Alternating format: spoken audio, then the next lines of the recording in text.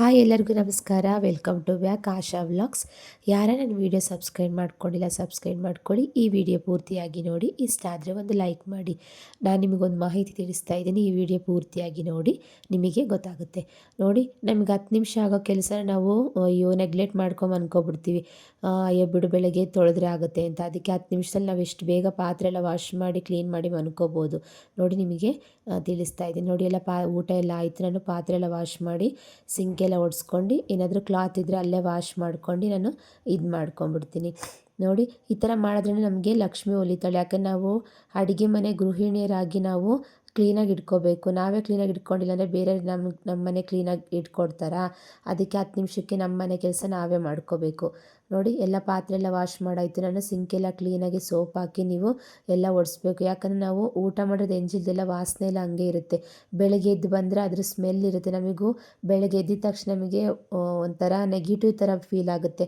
Positive wifi ಇರೋದಿಲ್ಲ. ಅದಕ್ಕೋಸ್ಕರ ನಾನು ಕ್ಲೀನಾಗಿ ಎಲ್ಲ ಪಾತ್ರೆ ಎಲ್ಲ ವಾಶ್ ಮಾಡಿ ಗ್ಯಾಸೆಲ್ಲ ಒರೆಸ್ಕೊಂಡು, ನಾನು ಬೆಳಗ್ಗೆನೆಲ್ಲ ಒರೆಸ್ಕೊಂಡಿರ್ತೀನಿ. ನೈಟ್ ಆದ್ರೂ ಸ್ವಲ್ಪ ಮೇಲ್ಗಡೆ ಎಲ್ಲ ಒರೆಸ್ಬಿಟ್ಟು ನಾನು ಮನ್ಕೊತೀನಿ. ನೋಡಿ, ಎಲ್ಲರೂ ಸುಮ್ಮನೆ ಸಾಂಬಾರೆಲ್ಲ ಆರಿಡುತ್ತಲ್ಲ ಅಂದ್ಬಿಟ್ಟು ಎಲ್ಲ ಕ್ಲೀನಾಗಿ ಎಲ್ಲ ಒರೆಸ್ಕೊತೀನಿ. ಎಲ್ಲ ಒರೆಸಿ ಒಂದು ತಪ್ಪಲಿಲಿ ನಾನು ನೀರಿಟ್ಟಿದ್ದೀನಿ. ಯಾಕೆ ಅಂತ ನಿಮಗೆ ಹೇಳ್ತೀನಿ. ಒಂದು ತಪ್ಪಲಿ ನೀರು ಇಟ್ಕೊಂಡಿದ್ದೀನಿ. ಕ್ಲೀನಾಗಿ ಎಲ್ಲ ಒರೆಸ್ಕೊಂಡು ಪಾತ್ರೆ ಎಲ್ಲ ಕ್ಲೀನಾಗಿ, ನಿಮಗೆ ಏನಾದರೂ ಲಂಚ್ ಬಾಕ್ಸ್ ಮಕ್ಕಳದೆಲ್ಲ ಇದ್ದರೆ ನೀವು ವಾಶ್ ಮಾಡಿಡ್ಬೋದು.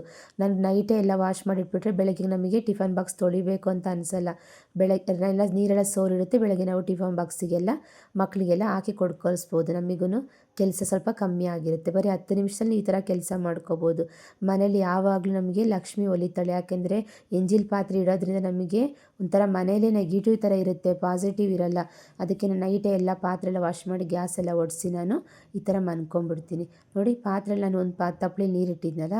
ಯಾಕೆ ಅಂದರೆ ನೀವು ಯೂಸ್ ಆ್ಯಂಡ್ ಥ್ರೋ ಬಾಕ್ಸ್ ಬರುತ್ತಲ್ಲ, ಅದಕ್ಕೆ ಬಿಸಿನೀರು ಹಾಕ್ಬಿಟ್ಟು ನೀವು ಪಾತ್ರೆ ತೊಳಿತೀರಲ್ಲ, ಆ ಜಿಂಗರೆಲ್ಲ ಅದಕ್ಕೆ ಹಾಕ್ಬಿಟ್ಟು ಹಂಗೆ ಬಿಟ್ಬಿಡಿ.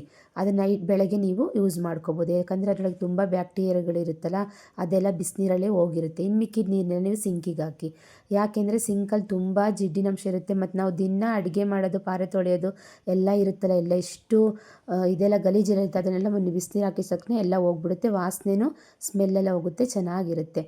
ನೋಡಿ, ಈ ಥರ ಎಲ್ಲ ಕ್ಲೀನ್ ಆಯಿತು. ನಾನು ಸ್ವಲ್ಪ ಫೇಸೆಲ್ಲ ವಾಶ್ ಮಾಡ್ಕೊಂಡು, ಬೆಳಗ್ಗೆಯಿಂದ ನೀವು ತುಂಬ ಕೆಲಸ ಮಾಡಿರ್ತೀರ, ಡಸ್ಟೆಲ್ಲ ಇರುತ್ತೆ. ನೀವು ಒಂದು 10 ನಿಮಿಷ ರಿಲ್ಯಾಕ್ಸ್ ಮಾಡ್ಕೊಳ್ಳಿ. ಅದಕ್ಕೆ ನಾನು ಫೇಸೆಲ್ಲ ವಾಶ್ ಮಾಡಿ ಮಾಯ್ಶ್ಚರೈಸ್ಕೊಂಡು ಲಿಪ್ ಬಾಮ್ ಹಚ್ಕೊಂಡು ನಾನು ಒಂದು ಲೋಟ ಬಿಸಿನೀರು ಕಾಯಕ್ಕೆ ಇಟ್ಟಿದ್ದೆ. ಬಿಸಿನೀರು ಕುಡ್ಕೊಂಡು ನಾನು ಮನ್ಕೊಂಬಿಡೋಣ ಅಂದ್ಬಿಟ್ಟು, ಒಂದು ಲೋಟ ಊಟ ಆದಮೇಲೆ ಯಾವತ್ತೂ ಒಂದು ಲೋಟ ಬಿಸಿನೀರು ಕುಡ್ದು ಮನ್ಕೊಳ್ಳಿ. ಮೈಂಡ್ ಫ್ರೆಶ್ ಅನಿಸುತ್ತೆ, ನಮಗೂ ಕಾಮ್ ಥರ ಇರುತ್ತೆ, ನಿದ್ದೆನೂ ಚೆನ್ನಾಗಿ ಬರುತ್ತೆ. ನೋಡಿ, ಈ ಥರ ಎಲ್ಲ ಕ್ಲೀನ್ ಮಾಡಿ ನಾನು ಮನ್ಕೊತೀನಿ. ದಿನ ಯಾವಾಗಲೂ ಇದೇ ಥರ ರುಟೀನ್ ನೀವು ಡೈಲಿ ರುಟೀನ್ ಥರ ಮಾಡ್ಕೊಂಬಿಟ್ರೆ ನಿಮಗೆ ಕಷ್ಟ ಅನಿಸೋದಿಲ್ಲ. ನೋಡಿ, ಈ ಥರ ಎಲ್ಲ ನಾನು ಇವತ್ತಿಂದು ಕ್ಲೀನ್ ಮಾಡಿ ನಿಮಗೆ ತೋರಿಸ್ತಾ ಇದ್ದೀನಿ. ಈ ವಿಡಿಯೋ ಇಷ್ಟ ಆದರೆ ಒಂದು ಲೈಕ್ ಮಾಡಿ.